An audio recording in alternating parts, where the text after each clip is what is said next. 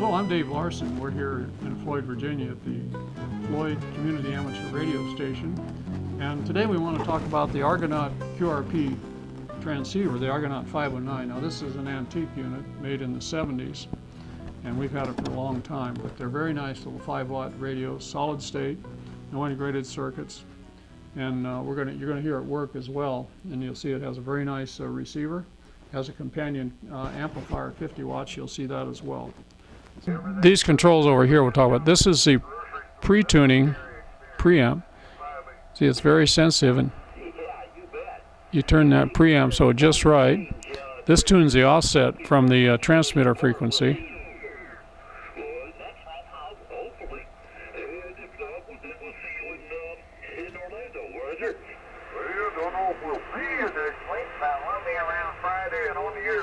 And this is your band switch down here. 40 meters, 80 meters, 40, 20, 15, and 10. So here's some of your receiver tuning controls.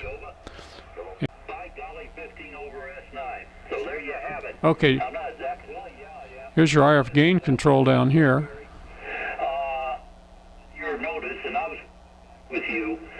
And your audio control. Got a lot of audio.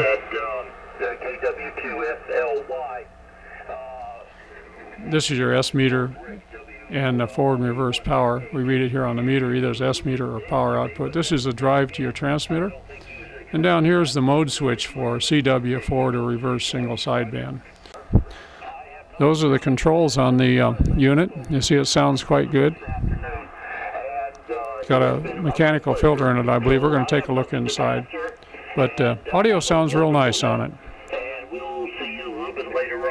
Looking at the controls on the back, here's very simple and straightforward also. Here's where the antenna goes in.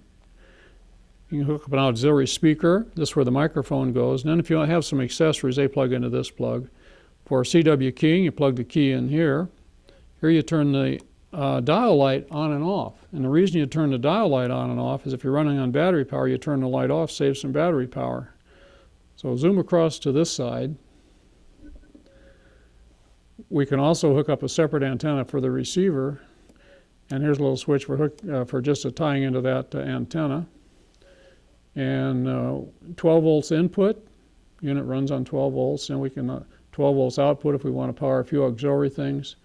And this is again 12 volts out to auxiliary, and a fuse over here. So very simple, straightforward controls. But let's get the nomenclature. Model 509, TenTec, so forth.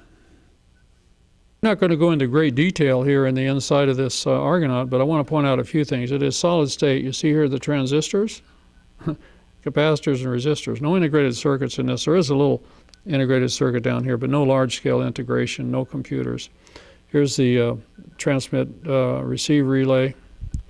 Moving over here, you see part of the receiver circuit with some crystal. This is a crystal filter for the band pass.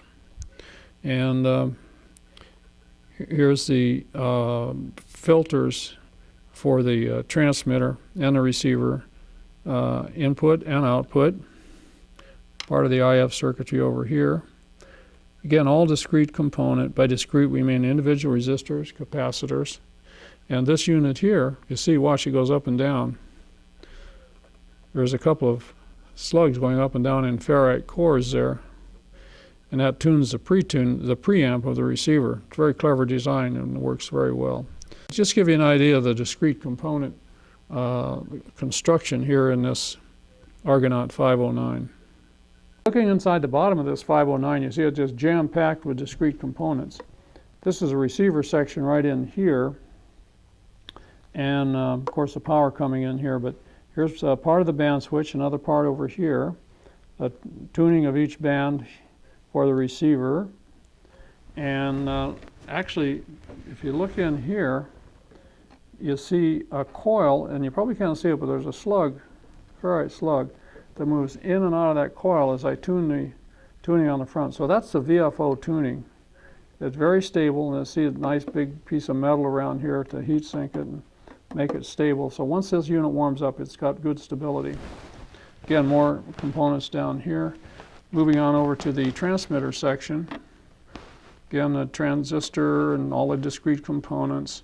Here's the power amplifier, 5-watt amplifier, RF output. And the boards in here are not fiberglass, they're old Bakelite boards. Remember, this unit was built back in the 70s, probably early 70s. And a very nice example of discrete component engineering. And a small, compact, not necessarily miniature, but for its time it was miniature. We have much smaller units now. But people still carry this kind of radio on backpacks and do QRP field day with it. It's a beautiful little transceiver, 5-watt QRP transceiver. Steady back. I don't know, that fellow calling CQ or just what?